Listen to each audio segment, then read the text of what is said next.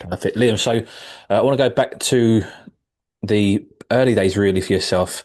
When did you realise combat sports was more than just a hobby for you? Um, you know, pretty much straight away. I honestly, it's cliche when people say, "Oh, I walked through gym doors and fell in love," but honestly, the first session I ever did when I walked through those doors, it was like a rush and a drug that nothing can compare to. I remember it like it was yesterday. I was 13-year-old, walked through the gym doors. Even back then, Bad Company Gym, they had British and European champions who were fighting at quite a high level. And when I walked in the gym doors and I saw them guys kicking the pads and the smell of the Thai oil liniment and stuff like that, I was like, "Holy shit!" I was like, "What?" Cause I didn't know what Thai boxing was back then. I was only 13.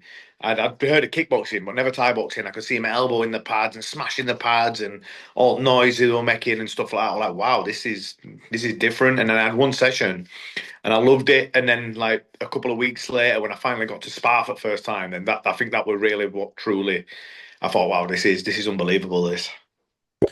Why did you enjoy it so much? That first spar, that's normally the point where it's make or break. That's either when someone doesn't come back again or someone never leaves again. Why for you was it that you never left? It was just me and so me and my cousin Andy. We used to always play wrestling and stuff when we were kids and that. He was the one who brought me to the gym. He's also gone on to be a five-time world champion in Thai boxing as well. He Me and him start. He brought me down. And me and him were starting at the same time. So when me and him got to spar properly for the first time, we just basically got to kick shit out of each other. And we've been doing that all his childhoods. Do you know what I mean? But playing wrestling and stuff like that, to be able to do it for real and to know what to actually do with a little bit of skill and stuff like that, we were like, wow, this is next level. I love it. Obviously, growing up in Leeds, what aspects of your environment shaped you most as a fighter? I've mentioned a few times when I've done podcasts before, and I grew up in quite a rough council estate area, and that was one of the reasons Andy said to me to come down to the gym because if you can't fight in these areas when you're growing up, you just get eaten alive when you're young. You'll get bullied, and you'll get set about and stuff like that. So that was one of the reasons why Andy brought me down to the gym. LS9's a hotbed for some of the best fighters to come from Leeds as well. Josh Warrington from boxing, he's LS9. Myself, LS9. Andy, LS9. Jordan Watson, multiple time world champion, LS9. There's another gym in LS9 called Cape Pontic Gym as well, which has got a lot of good fighters in. It's a hotbed in this area for fighters. So I think, yeah, just growing up around this area, growing up around a lot of other tough kids, a lot of hungry kids who are looking to get into combat sports and make a name for themselves and stuff and do well. Um, yeah, I think it's that area really. Is it one of those, I know, again, a bit cliche to say, but some people say if I don't fight or didn't go to the gym that when I was 13 years old, for example, I'd end up in prison or dead. No, it's not. That's not cliche at all. Because I would turn it into a bit of a little bastard. To be fair, we're knocking around with wrong kids in wrong group. By the time I was 15, and I was just so focused on fighting because that's all I wanted to do by that point. Because I'd had about 8 or 9 fights by the time I was 15, and all I wanted to do was fight. A lot of my friends who I was knocking around with were all getting sent to Borstal and to prison and all rest of it and stuff like that. So it was lucky really that they were all knocking around on streets. I only wanted to be in the gym. That's all I wanted to do. As soon as school finished, I wanted to get straight to gym. On weekends, I wanted to be in gym. Didn't want to be running around on streets anymore with them lot. All I wanted to do was train and fight. For you personally, and what did having a focus mean to you? Um, I, a lot to be fair, because I couldn't concentrate on anything really in school. I was not interested in school whatsoever. And don't know whether that's because my little ADHD riddled brain was just couldn't focus on something because it didn't it didn't stand out to me. But like my hyper focus came as soon as I found Thai boxing. And I knew that I was going to go all in on it. And I was lucky that I had good support from my parents, stuff like that. Whenever I said I'm off to live in Thailand and chase my dream, they supported me. Whenever I said, "Listen, I'm not going to college after high school. I'm going all in on this. I'm just going to train full time, and I want to fight, and I want to coach, and all the rest of it." They supported me. So yeah, I had that focus and I had that dream. But I was lucky to have the right people around me who could help me push myself for my goals, and they would help guide me towards them as well. Obviously, you had that focus and that you wanted to go all in, as you say there, Liam. Was there any setbacks or doubts that nearly pushed you away from the sport at any point? No, there's nothing that's ever deterred me and ever pushed me away. Obviously, you come across a lot of setbacks and stuff in a game like this. You pick up injuries, you get beat, you have hard losses, you take some of the losses a little bit more harder than you should. There's always going to be Sorry, my cat's about to walk in front of the camera. Get away, you. But yeah, there's always going to be something that'll deter you and put you back a little bit. But there was anything ever where I thought, you know what, this might not be for me. I remember the first time I went my first 29 professional fights unbeaten, and I'd beat a few good Thai fighters. I'd never beat a Thai champion. Now I beat some good ones, and I knocked a few good ones out, and then it was just before I was 19, so I was 18. I fought a Thai champion for the first time, and I knocked him down in round two, and then he got up and he just absolutely obliterated me. He like wiped the floor with me badly, and I mean badly, badly battered me. And I remember feeling halfway through that fight, nothing was working. I couldn't do anything. I was just getting beat up, and I remember feeling absolutely helpless. Um, and then that never deterred me either. I never thought to myself after that battering, after the beating I got, I never thought, you know what, this isn't for me. That was when I thought, you know what, if I'm going to be able to do this, I'm doing it properly. That's when I went to live in Thailand and train how the Thais did and fought how they fought. So I suppose that sort of lit the fire even more than inside you. Yeah, of course. I mean, I could have stayed around in England and just padded out my record, gone another 29 fights unbeaten, fought at the good level that I were at, but I didn't want to do that. I wanted to test myself against the best in the world. I wanted to see if I could get up there. That were my goal. Who were your strongest influences or mentors during the early years? Um, I've had quite a few. I used to always look up to my cousin Andy, who was five-time world champion, as I mentioned. Richard Smith, the gym owner, always a great mentor, great friend, and one of the best coaches. Not even in Britain, not even in Europe, but in the world, in my opinion. He's produced so many high-level elite athletes.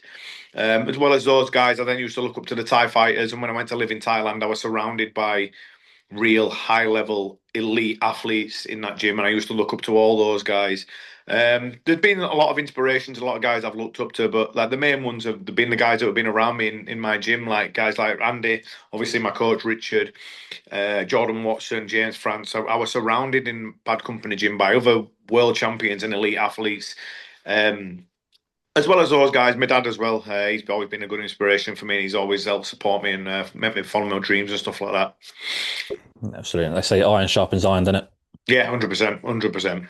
Obviously, now in your peak fighting years later in life, how does training look like now compared to back then? Well, there were no such thing as a fight camp back then because you were fighting so regular. You're just training hard all the time. You'd train hard, you'd fight, you'd come back to the gym, you'd have 3 weeks and you'd fighting again. That's how I've got up to like 121 professional fights. You won't get many people who do that now. It's like people seem to just be bothered about money now and only fighting once or twice a year and getting loads of money. I didn't give a shit back then. I just wanted to fight and fight because I loved it that much. Um, and even if it was the same thing now where the money's a lot better and you don't have to fight that regular. I'd still do the same. I won't care. I'd take fights for lesser money and stuff like that. I would not be bothered just because I loved it that much. So, like I said, there were no such thing as a fight camp. You were constantly in a fight camp. Obviously, now as I'm a little bit older and I can't do that because my body just won't allow me to fight that regular. I'm only fighting once or twice a year these days. So I still train every day, whether it's just something ticking over, but I'll still go to the gym and do something every day.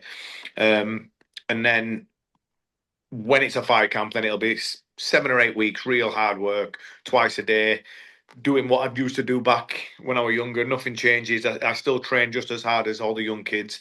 I'm still the first one through the gym doors, last to leave. It's just I've got to be a bit more smarter about my recovery and stuff like that now. Obviously, my nutrition's a lot better than it was because I've got a nutritionist and stuff now.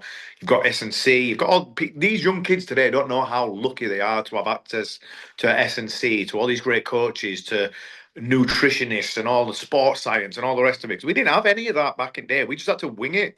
I had no idea what I were eating. I remember with some fights when I was younger, I'd weigh in and then I'd be fighting in a few hours and there'd be no round and I'd go to McDonald's. It was ridiculous, mate. And I look back and think, how did I fuel myself to get through any of them fights? Um, so yeah, it's these kids these days don't realise how lucky they have all this stuff around them. You said that you still train as hard as you did when you first started, but you're a bit more smarter. It's a case of, the recoveries, etc. But is it harder? Do you feel the training affects more? Yeah, yeah, 100%. I mean, I feel just as sharp, just as fast. I'm definitely stronger than I were in my 20s and 30s. But that's what it is. It's the recovery. You don't recover as quick. where you might pick up a knock in my 20s and something like that. 2 days later, it's gone. Like now, 2 weeks later, it's still lingering around. So, like I say, you still have to be a little bit. You have to be smarter about your sparring. You can't. I used to spar hard 2 or 3 times a week when I was younger.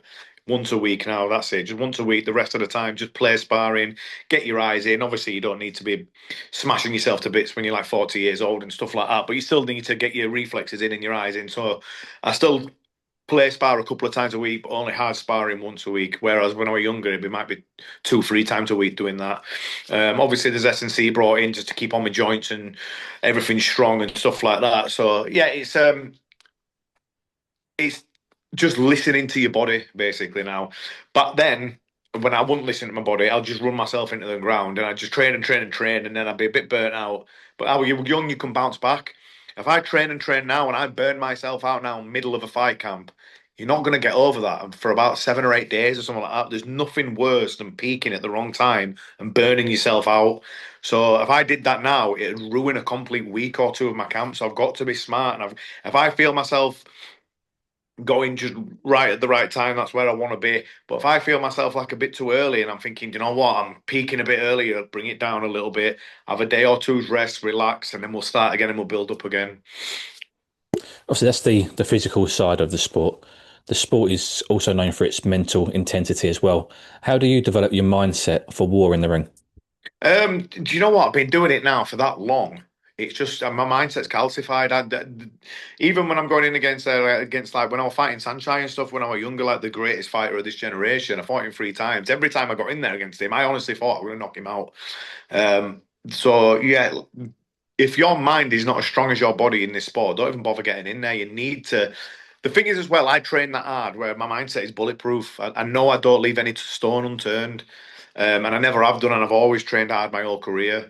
So that is one of the main things. If you can get in that ring knowing that you have done everything possible to help you get that win, even if you lose, it doesn't matter because you know you did everything you could. You lost to the better man on the night. You can live with that. I always thought if I get in that ring and I lost and then I get out of it and think, you know what, could have, should have done more. Then could have.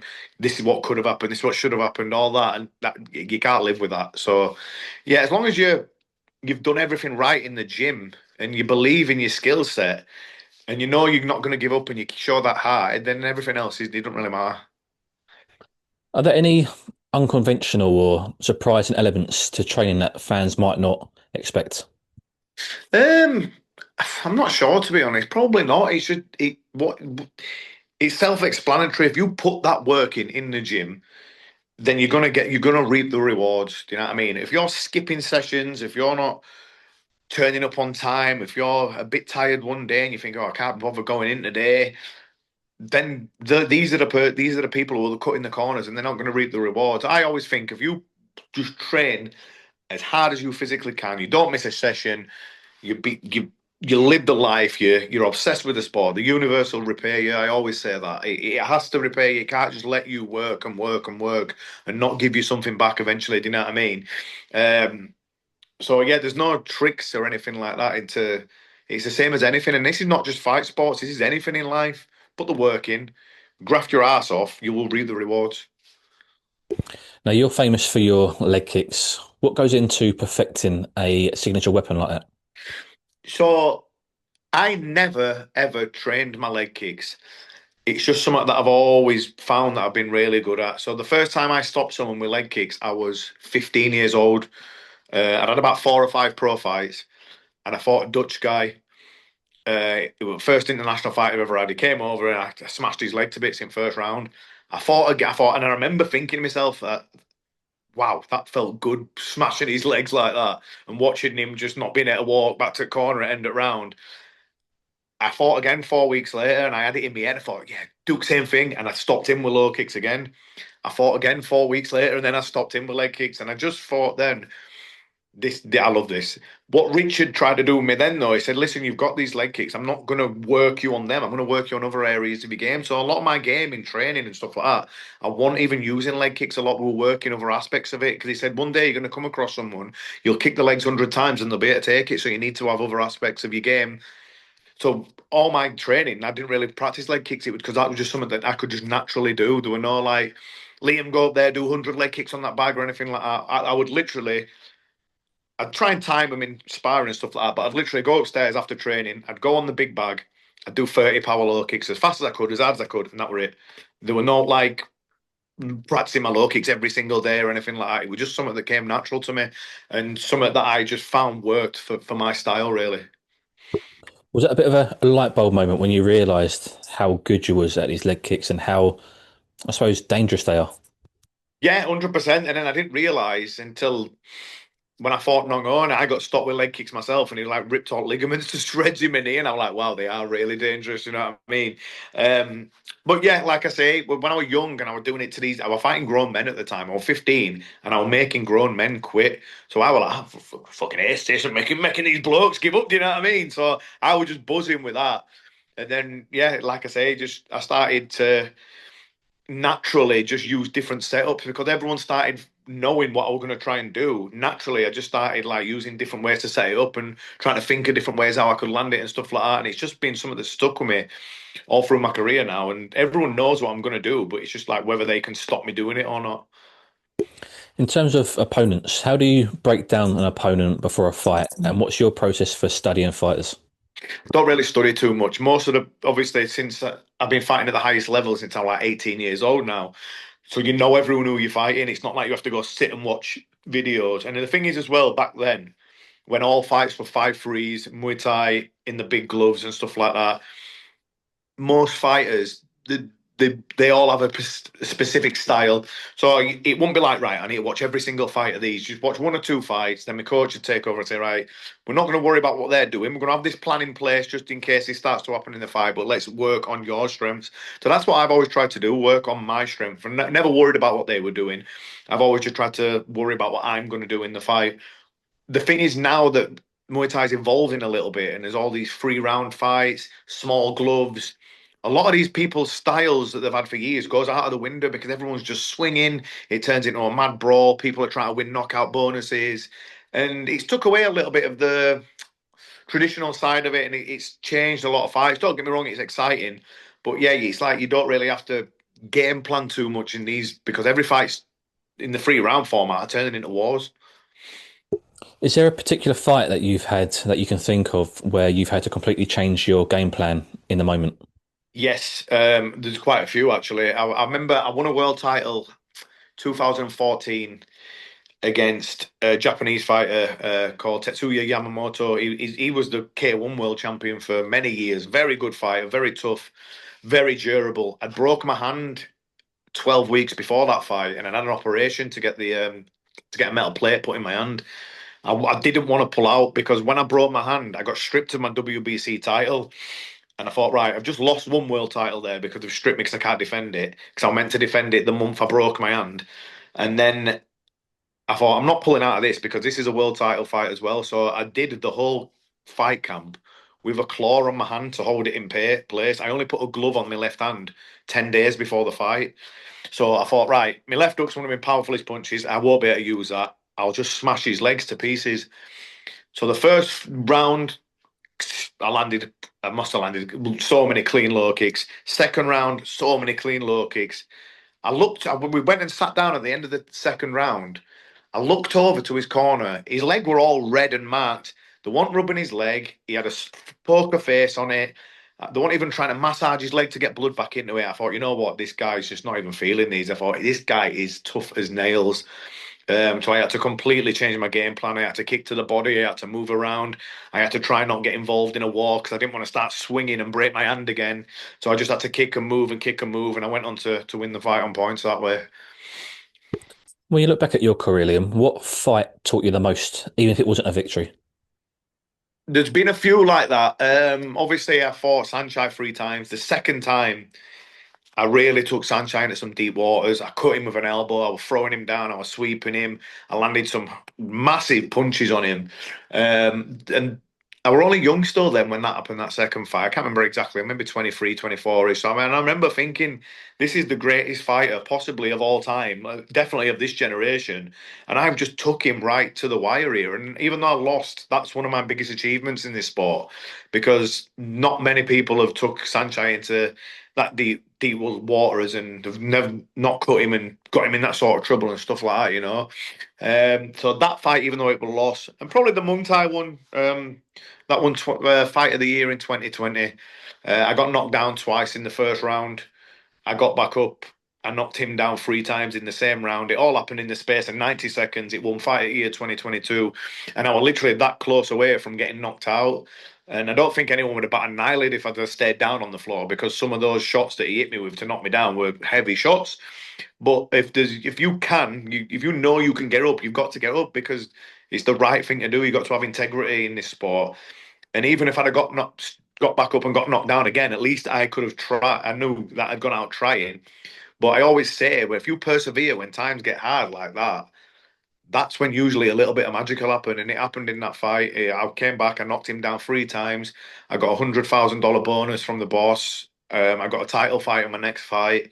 So yeah, those two fights really.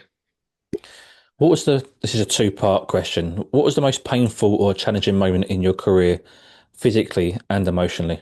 Probably when Nongo smashed my knee to bits. It was the biggest fight, won championship title. He kicked me on my knee and I tore my ACL, my MCL, both my meniscus. My knee was just flopping around my leg basically. I got stopped in the first round. The fight didn't even get going. I didn't really get a chance to do anything in that fight, to land anything of note. I was gutted. I trained so hard as well, and I knew when it happened that at my age, I was 36 or 37 at the time. By the time I came back from this injury, there was no way I was going to get myself back in title contention again. So that were a bitter pill to swallow. Obviously, I've won eight world titles and a WBC diamond belt and stuff throughout my career, but it'd have been nice if I could have not even if I wouldn't have won that fight, just to had a good go at it and I'd been able to do like or give my all. Do you know what I mean? It was just horrible having to go out like that. So that was tough. Not only physically having to rehab myself back from that injury, which was awful. It took like over a year to get myself like back to full fitness again, but mentally as well. Mentally knowing that I'm probably never going to get back to this as a fighter. Mentally worrying throughout those 12 minutes, going, am I ever going to get myself back in that ring again? I don't know. Like everyone was saying to me, like, you're old now, retire. And I was like, no, no, I'm not. I'm not going out like that. I can't have that be my last memory of people like getting stretchered out of the ring. So yeah, that was tough mentally and physically. In those moments where you're sitting there thinking, am I ever going to get back into the ring? I'm never going to be the same again. Was it ever thoughts of retirement? And does the thought of retirement scare you? Yeah, yeah, it definitely does. It's all I've known since I was 14 years old. I've never had any other jobs or anything like that. This is all I have done my whole career. I don't want to retire. I'd do this forever if I could. But what I also don't want to do is run my body into the ground. That the second part of my life, then I'm just mashed and I can't do anything else. I still want to be able to coach, still want to be able to train myself, still want to be able to spar with the younger guys and help them coming through. And if I just keep fighting and fighting and fighting, I know I'll run my body into the ground to the point, but I won't be able to do anything in the second half of my life. Um, like I say though, like it's all I've known. So I've got other stuff in place for when I retire. I do seminars a lot. I've got my training website. I'm a co-owner of Bad Company Gym. I'll have stuff to keep me busy, but it's just not gonna be the same buzz. Do you know what I mean? And I'm aware of what's coming. It's just I'll meet that head on when the time actually comes. Absolutely. How has success changed your perspective on the sport and your own identity? I've tried to keep my feet on the ground, even though over the last couple of years I made a lot of money and I've done really well for myself and I've got a lot of good following and stuff like that. But I don't think I've changed at all really.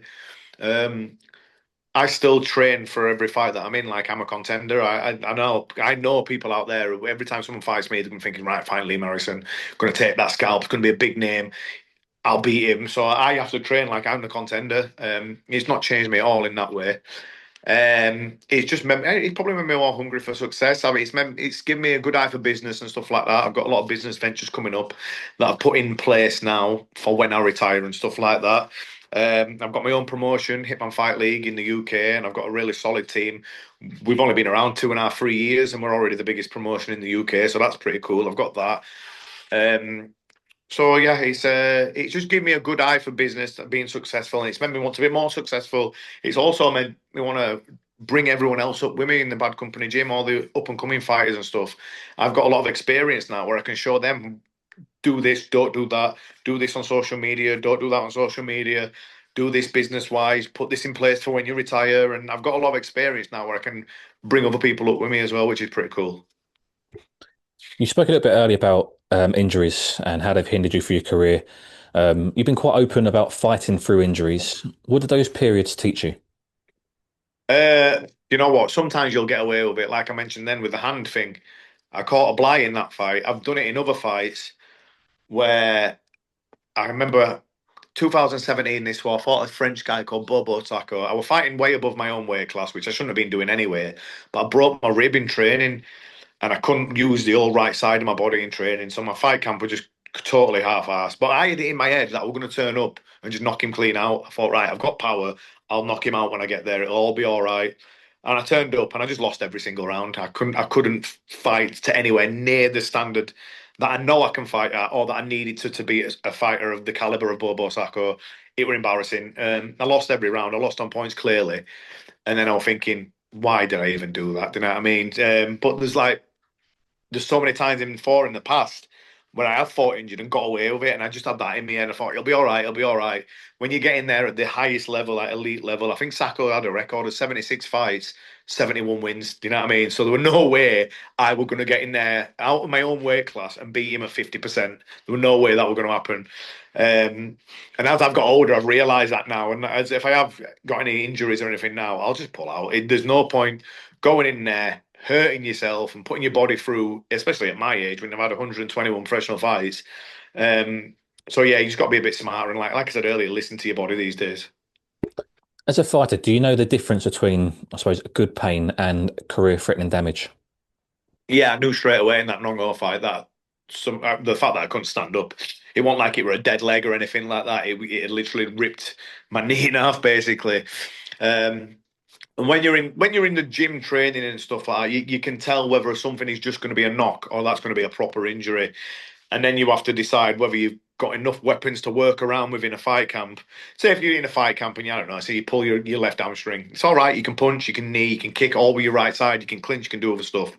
If you do something like, I don't know, tear your meniscus in your knee or something, which is going to hinder you doing all of those things, and if you carry on fighting through it, it's just going to cause miles more problems down the line. You've got to weigh these options up and stuff like that. Like I said, when I was younger, I could just get away with doing stuff like that. But as you're older, you realise what's going on inside your body and stuff.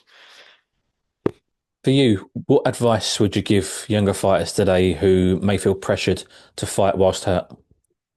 There's never no pressure. If you're injured, you are injured. It is part of this sport. Um, Never ever feel like you have to go into a fight and just think, oh, I've got to do this, I've got to do this. You don't have to do it. Uh, Make sure you've got a good team around you who are going to look out for you and support your decisions as well. If you go to your coach, listen, I really don't think I'm going to be able to fight here, and he tries to force you into it, you need to have a little look at that and have a think, is he looking out for my best interests here? Or is he just trying to get a cut of my money or what? So just have a little look at all those things and stuff. But there's never any pressure to fight. This is cliche, but the old saying, live to fight another day. If you are really, truly injured and you know you're injured, you just got to listen to your body. Absolutely. You mentioned earlier a little bit about the evolution of the sport since you started to today. Does that global evolution excite you, or are there aspects that you worry are being lost? A bit of both. I loved the old 5-3 style. When I fought all the Thai champions, that's how I fought them all 5-3s. Their way, how they fight, 8-ounce gloves. Now, do you know what? A lot of my fights against the Thai champions, if that were 3 rounds, 4-ounce gloves, I'd have knocked a lot of them out. Um, Basically the winner of those fights is whoever lands a bomb first. There's not a lot of skill getting involved in them. I mean, there's a lot of just wild swinging all over the place. I miss the traditional aspects of 5-3s. Got two peak athletes, like a game of chess with pain.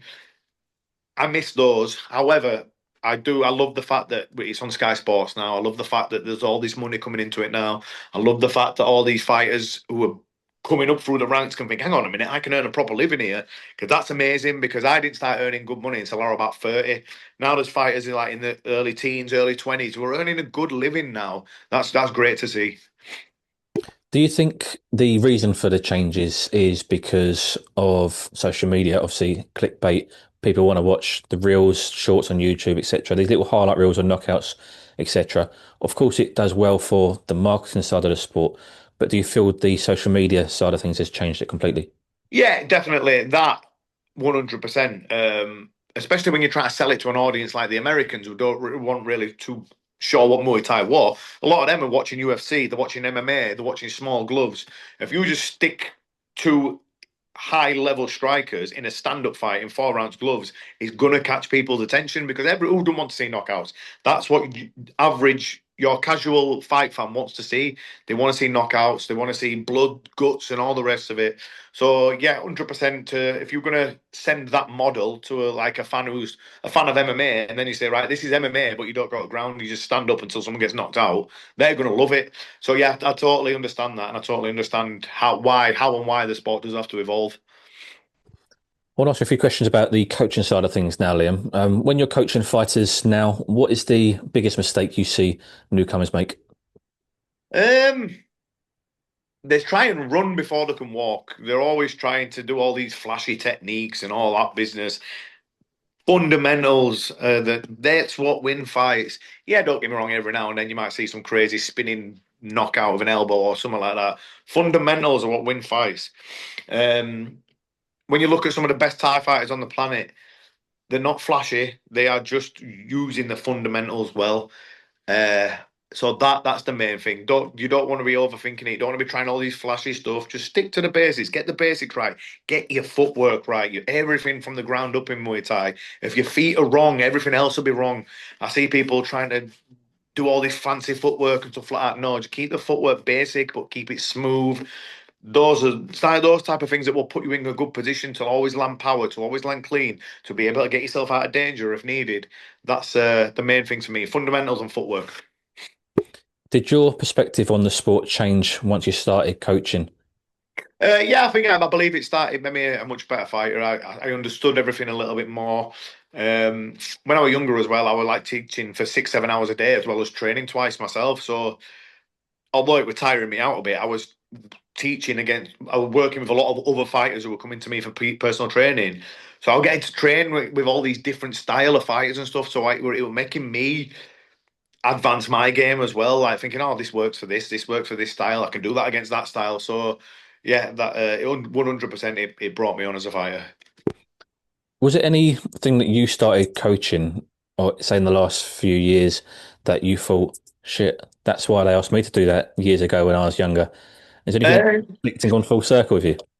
um, I don't think so. I've always been obsessed with this sport. So whenever one of my coaches, whether it was Richard in England or one of my Thai coaches in Thailand, whenever they told me to do something, I'd ask every single question possible to real just to make sure I was getting it exactly right in my head. So I would downloading all that info.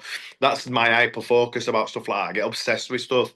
So yeah, it's not like I never understood anything back then. And if I got asked to do something, even if I wasn't too sure it'd work for my style, I'd ask why do you do this? And then I'd make them break it down why they do it for their style. And then I'd try and like download it into my head and just try. And if it didn't quite work for me, I'd turn it into a little bit of a hybrid. I'd put my own spin on it where it'd be a bit of what they're doing in my own little thing. So I'd work like that. That's a couple of times in this chat today that you've mentioned about your hyperfocus and ADHD. And are you diagnosed with ADHD, Liam? Yeah, Yeah. For yeah. you, do you feel that it's been a benefit or a bit of a superpower for you to have ADHD in the sport? Yeah, 100%. Because, like I said, when I first started, that was my hyper focus. I couldn't concentrate on anything at school. I had no interest in doing anything at school. And when this popped up when I was like 12, 13, that were it then. And like I said, like the coaching aspect, I think that's why my seminars have been so popular and have been so in demand for my seminars because I go into so much detail when I'm coaching to explain it properly to make sure everyone who's in the seminar totally understands what's going on in my head when I'm going to use a certain technique or why I do it that way or why it's important to do this and not this and this and this. Yeah, I think it's really massively helped me not only as a fighter but as a coach as well. Absolutely. Um, in terms of your legacy, what part of your legacy do you care about the most? Is it the highlight reels, the titles, or the coaching? What for you stands out that you're proud of? the titles mean nothing. They're a piece of metal that look nice on your sideboard. It's who you fought. That's the main thing. See, like, there's so many fighters these days, and it's fucking pissing me off so much. Fighting absolute muppets for world titles. The promoters in the UK are paying off like good organisations to get these belts over. They're fighting absolute idiots and going, I'm a world title now, I'm a world champion now, I've got a world title. It don't mean shit. It means nothing whatsoever. I've had 121 fights. The level I fought at, I reckon 80 of those fights could have been world title fights. But it don't matter. They mean nothing. Like I said, they're a nice. None of my belts are in my house here. They're all at my mum's. My mum likes them. My mum likes having them out and stuff for when people come round. I don't have any of my belts here. Um, they're just a piece of metal on the side, but they're nice to have a little look at sometimes. God, you know what? I did all right. But for me, it's who I fought, it's the level I fought at, and it's how often I did it as well. Every single fight I had, I was fighting at the highest level. Even when I was fighting like every 6 weeks, I was fighting top ranked Thai champions and then the best Europeans, and I never dropped down the level either. I got to that level and I stuck there from being 18 years old. It's the consistency that is what I'm proud of myself. To be there from 18 and at 40 years old now, I'm still there or thereabouts. Obviously, I'm not quite at the highest anymore, but I'm still thereabouts. I think that's what I'm proud of the most. What you mentioned, obviously, 40 years old. What goals do you have now, inside or outside of the ring, personal, professional, or otherwise? Uh, like I said, if I could, I'd fucking carry on fighting until I was 60. But I'm getting married this year, so my missus will be too keen on that. She keeps telling me to retire, but she knows I love it, so she don't push it that hard. Do you know what? I'm gonna fight on Hitman Fight League in February. I'm fighting a tough Cambodian fighter. I'm looking forward to that. It'll be a good challenge. I love fighting. I fought in front of my home crowd in England last year for the first time in years, and I loved it. And I was going to retire after that fight. Then I thought, you know what, that was too much of a buzz. I'm doing it again. Um, so yeah, I'm going to look into doing that, and then I'm going to look at doing some crossover boxing style fights. Um, so yeah, there's stuff like misfits and stuff that are on radar and stuff like that because I won't have to smash my body to pieces like you do in Muay Thai. I refuse to do like to just if you could, I could probably do now. I could fight on my own show in England on the Hitman Fight League and do what Sanchai does. He fights on Thai Fight once a month against an absolute muppet, and beats him up. You know what I mean? I could probably do something like that, but if I cannot. It doesn't sit right with me just getting some random foreigner in and me just beating them up in front of all my own fans. I like the challenge. I like the challenge of having someone in front of me with a good record who I know is dangerous, and if I'm not on point, I'm going to get hurt here. That's the buzz for me, not just beating up some random person who's not on my level. So and I realised that smashing my body to bits, having to train the way you have to train to fight at that level, is not sustainable at this age. So yeah, I'd like to. I'm gonna have one or two more fights in England. If we could get Sanchai back over for a fourth fight, I would love that in England. That'd be pretty cool. We all actually discussed this with him, but he were a bit drunk when we discussed it with him, and he kept saying outrageous numbers. So I need to get him when he's sober, and we'll discuss that later in the year again. But yeah, Hitman Fight League in February. Then I'll probably will retire from Thai boxing next year. I'll look into the some of the boxing fights because one, I won't have to smash my body to bits. Two, it'll still scratch that itch to compete. Three, there's a lot of good money getting thrown around on these shows as well. And there's some good fighters going into them now, some older MMA guys and stuff like that, guys like Darren Till and everyone's going into them stuff. So yeah, that'll be the next goal. It'll still keep me busy, it'll keep my mind occupied, it'll scratch the itch to compete. Other than that, I want to keep doing all my seminars. Just send my style of Muay Thai that's helped me over the years. Go teach that worldwide. Keep doing that. Got my training website. I've got the gym that I'm a co-owner of alongside my coach Richard. So I've got a lot of stuff that'll keep me busy. I've got a few other business ventures coming up as well. So I've got stuff that'll keep me busy. Absolutely. You mentioned obviously Hitman Fighters League. I think it's Manchester, isn't it? February 28th. Yeah. How are you enjoying that side of things, that promotional side of it? To be honest, I don't do much. I've got a good team around me. I just like oversee what's going on. Whenever I'm fighting on a show, I fought on the one last year, and when I'm fighting on this one, I'll just stick my beak in every now and then just to have a little look what's going on to make sure everything's up to what I think it should be. But my team around me, it's my cousin Andy, obviously five-time world champion. He's seen it all. Simon Jays and Ricky Sewell. Ricky's a referee for one championship. So, but we've got such a good team around us that when I'm fighting on these shows, I don't even have to do too much. So yeah, when I'm not fighting on them and I get to be a bit more of a promoter, more I love it. It's fun. It's stressful. It's much more stressful being a fighter. When you're a fighter, you've got one person to worry about yourself. If you've got a card with 15 fights on, you've got 30 fighters to worry about, and people are pulling out because they fucking stubbed a toe and stuff like that. It's happened, and trust me, some of the excuses I've heard over the last couple of years, I was like, "Is this guy for real?" But it's just part and parcel of it. You got to realize that when you're gonna put yourself out there to promote, you need to be ready for some of these ridiculous things to happen because it's not an easy game whatsoever. But yeah, we seem to be going from strength to strength with Hitman shows. So I'm looking forward to this February one. It should be a blinder. And you mentioned crossover boxing, you mentioned Misfits. Have there been any discussions with them at all? Have they reached out to you? You reached to them?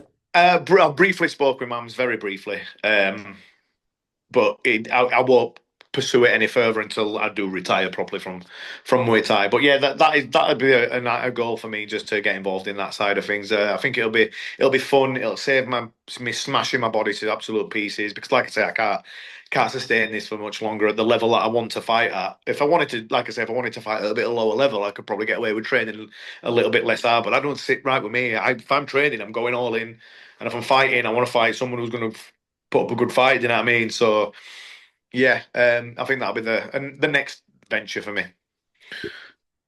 Whilst I got you on, Liam, I can't not ask you about Bill Goldberg. Yeah. All over your social media, there's a bit of a ring walk. Obviously, former WCW, WWE heavyweight legend. How did this friendship come about? So I met Bill in 2014, and I fought in Los Angeles. I fought Mali Thai, and he was sat ringside. I remember getting in the ring, and I walked into the ring. I bowed. I looked around. I went, "Hello, fucking Bill Goldberg." And I remember I'm thinking, "Well, that go?" And I walked back to the corner. I went, "Is that Goldberg sat over there?" And Andy went, "Concentrate, you're fighting." I went, "Yeah, but is it?" He went, "Yeah, it's fucking Goldberg." I went, "Right, that's it now. I need to fight good Goldberg." I won the fight convincingly, and he got in the ring to present me with a trophy afterwards. And I was like, "Mate, you're one of my heroes." And he was like, "Whoa, that was an unbelievable performance." He said, "I like doing a bit of Thai boxing. Let's stay in touch. We'll get together." And we just chatted ever since from that. And then a few times we've linked up and met up. And then he was in Denver for one of my fights. I went, "Mate, walk out to the ring with me. Come on." And that happened. How mad's that? You've gone from being a kid wrestling your cousin, probably in your back garden, on your bedroom or whatever, to being walked out with Bill Goldberg. I honestly I couldn't believe it. It was just a surreal moment. It was a shame I didn't win the fight. But it's something I'll never ever forget that. No, I can imagine. Beyond competition, what does fighting mean to you? I love it. It's my life. It's been my life since I was 14 years old. Um, it's not just about. There's nothing more beautiful and pure to me. You are standing across the ring from another man. You have trained exactly to fight this guy. He has trained exactly to fight you. You're fighting under a specific rule set. It's going to be gentlemanly conduct involved and stuff like that. It's not going to be ridiculous. But you know that he is in peak physical condition to fight you, and you know that that you should be in peak physical condition to fight him. To me, it's a beautiful thing.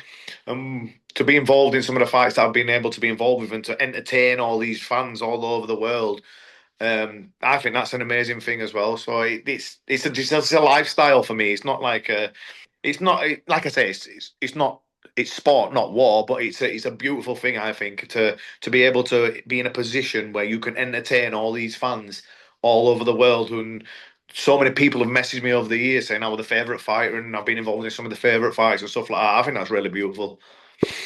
How does it make you feel when you receive those sort of messages saying that you're their favorite fighter and a role model? I still think that's it's been happening obviously for a long time now, but to me it's still a little bit surreal. I'm just one of the lads. I'm just me. Do you know what I mean? Just your regular average Joe, like. But yeah, it's amazing. I've had people over years like messaging me saying they just named the son Liam after me and stuff like that because I'm the favourite fighter, and that's crazy. It's surreal that. Absolutely.